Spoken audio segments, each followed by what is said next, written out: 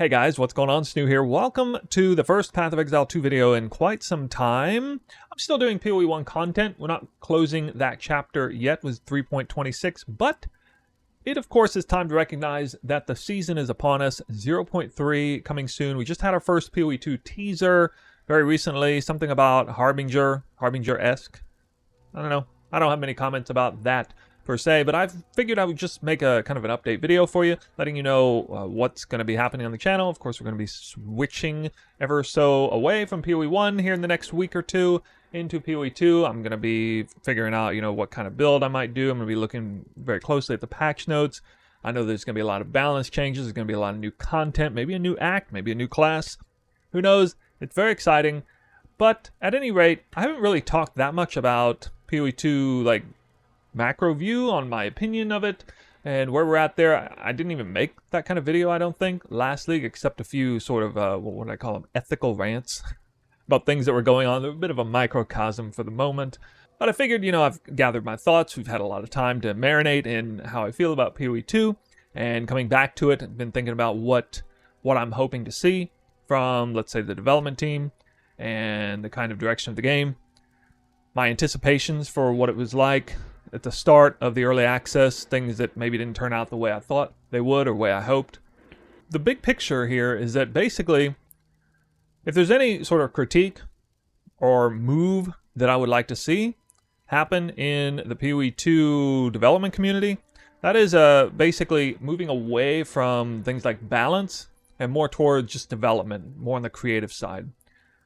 I've been a little bit disappointed with the pacing of how things have come out, especially when factoring in how slow things have been in PoE1. Of course, we had that dreadful 9-month drought or whatever it was with no PoE1 content, which may have made sense if we'd gotten an insurmountable amount of content from PoE2. Let's just say like a bunch of classes at once, all the acts just finished already and the game's, about to be ready to be full released before the end of the year. But it doesn't look like that. And if you'd have asked my opinion on this, what the timeline would have been, I would have said, yeah, probably not that good. But I wouldn't have expected simultaneously a drop-off in PoE1 content creation and the not-so fast-paced PoE2 content creation. I feel like one of the big problems here is that the development team has been bogged down by worrying too much about balance changes. There was a pivotal moment that happened in 0.1 that I've talked about on stream, but maybe not on a video. And that is when there was a distinct decision made by the lead developers to never focus on balance anymore beyond the initial launch, and to focus very heavily on balance prior to the launch to make sure there's nothing that's out of place, nothing's too overpowered, because once we release that patch, we can't just go around heavy-handedly nerfing things. And this put quite the strain on the development community. It means whatever sort of creative endeavors that they might have been pursuing with some really off-the-wall, insane gems or gear, uniques, or what have you, maybe get tampered down quite a bit, because, you can't let things go too out of control.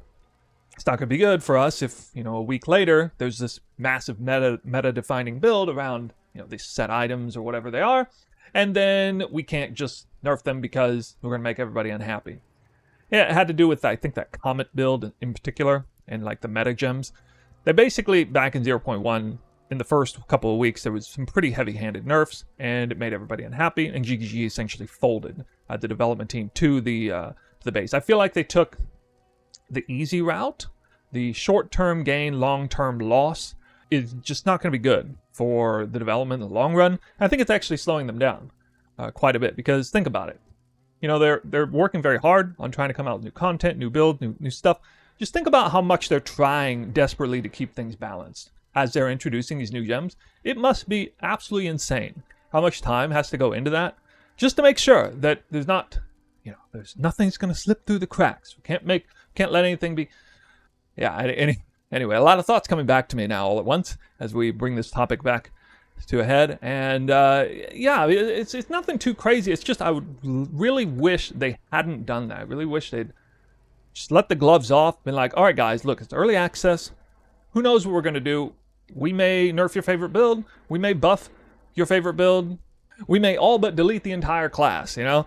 That's just the way of it. It's a wild, wild west out here. But in return for doing that, you get to experiment like your wildest dreams. You can do all these crazy things. We're going to introduce all these insane setups, these synergies and techs. We don't even know what they do yet. You know, that kind of stuff.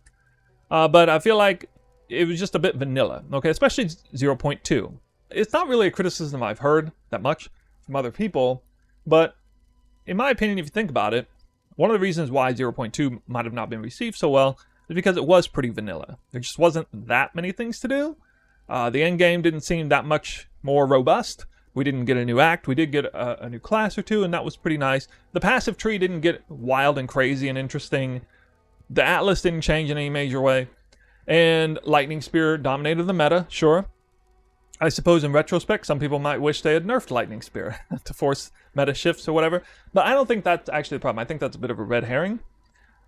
You can leave other things being crazy strong, and that's fine. I mean, I think it's good that a certain build, a certain archetype became really good and became meta. And look, to be honest, meta is defined by players anyway. It's not defined by developers, okay? Developers can obviously have a pretty heavy-handed say in how things are balanced, but the players are going to decide ultimately, and quite often content creators.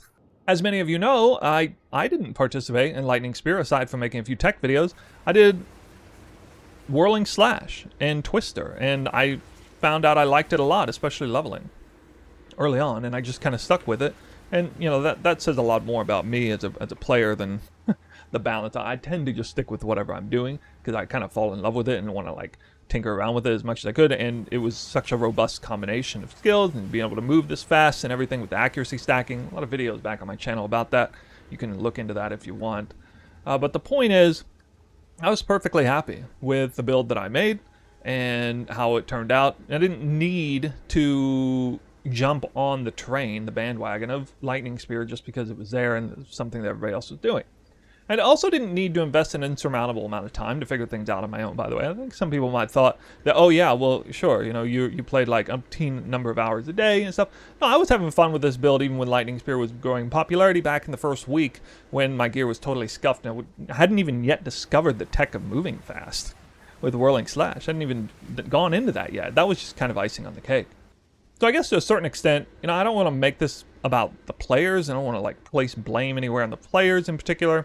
But I definitely do wish that people cared a little bit less about how balanced the meta was in the early access and stuff, and cared a little bit more about, pushing the developers in a direction where they're just giving us way more stuff, way more toys. Forget about balancing things perfectly. Forget about what the meta is. Who cares? I mean, it's going to change the next time around anyway. I'm willing to bet that Lightning Spear is not going to be the meta in 0.3. I have a funny feeling that it's not going to be. I could be wrong. Who knows? But yeah, that's where I kind of stand on that. So again, this video is pretty short, but I just wanted to kind of put this out there, and this is me, kind of jumping back in to PoE2 content creation, and there's a lot more stuff going to be coming your way. I'm going to be looking at things on live streams here, not this week necessarily, but next week, about possible builds. I'm going to be paying close attention to the teasers, the live patch reveal, the patch notes. That stuff's going to be big, of course, and that'll definitely ramp us up into full gear. But just get this video out ahead of time. This is kind of summarizing my biggest overall thoughts on the PoE2 as it stands, especially my impression of the developers, how they've done. A lot of the details, the finer details, I don't think they're that important. I don't have some huge problem with towers or the Atlas or even necessarily shoehorning in PoE1 mechanics into PoE2. I think all that stuff will come fleshed out eventually. But I definitely would like to see the developers unshackle the chains on themselves and just go rampant. Wild freedom, make all this crazy stuff. And if it makes it into the final game, great. If it doesn't, that's fine too. What determines whether it deserves to be is whether or not it's something that appeals to the players and whether or not it fits well into the game. And you'll never know if you don't let the players run wild with all kinds of new crazy tech and different things that you're experimenting with on a highly creative way. And if you're spending all your time trying to focus very hard on balancing stuff, you can't spend a lot of time making all this cool and interesting new things. So we'll see what's in store for 0.3.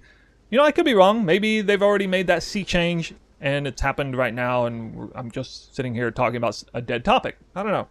But I have a feeling that once again we're going to see a very, very specific focus on balance, and we're going to see them, you know, holding themselves back a bit on the creative side.